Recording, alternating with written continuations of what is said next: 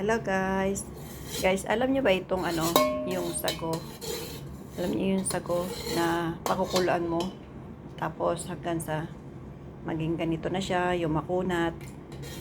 Pagka na siya, naluto na siya yung sago, iluto natin ngayon sa Nestle cream na chocolate. Yan, kaya ganyan ang naging kulay niya. Ngayon, babalot natin ngayon yan sa plastic para maging ice candy. Sagong ice candy. Okay? Sarap kaya niyan. Tingnan nyo guys ha. Tapos babalutin natin. Tapos tsaka natin ilalagay sa freezer pag natapos na natin. Okay? Tingnan nyo. Ayan guys. Yung plastic. Ito. Ayan. Open natin yan. Tapos, natin yan. Imbudo para hindi kayo mahirapan.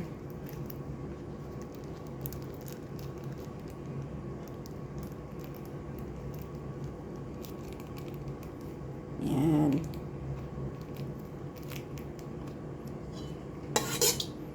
Tapos, sandukin natin yan. Konti na lang natira. Oh. Marami ang kanina.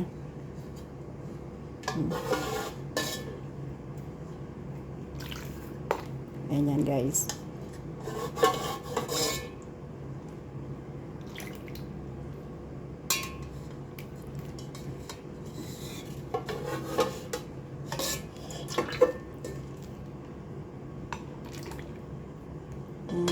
Ayan. Tanggalin natin. Bawasan natin ng konti. Kasi masyadong marami. Okay na yan.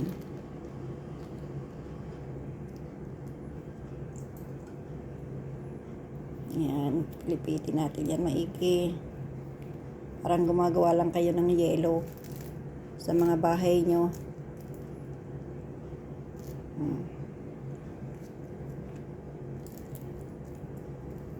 Ayan guys.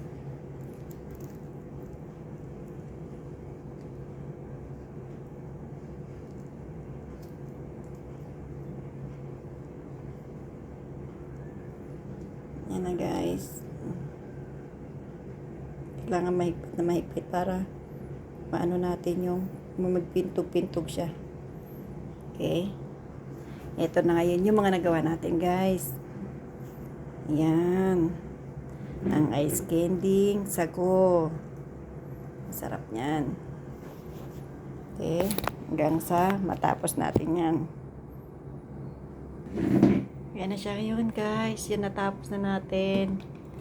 Bilangin natin kung ilan. 1, 2, 3, 4, 5, 6, 7, 8, 9, 10, 11, 12, 13, 14, 15, 16, 17, 18, 19, 20, 21, 22, 23. Yay! Ang dami.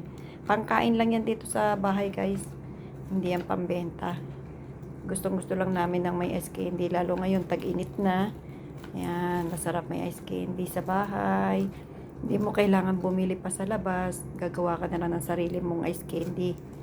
Ayan, guys. Ang dami, di ba? Thank you guys. Thank you for watching. Bye-bye.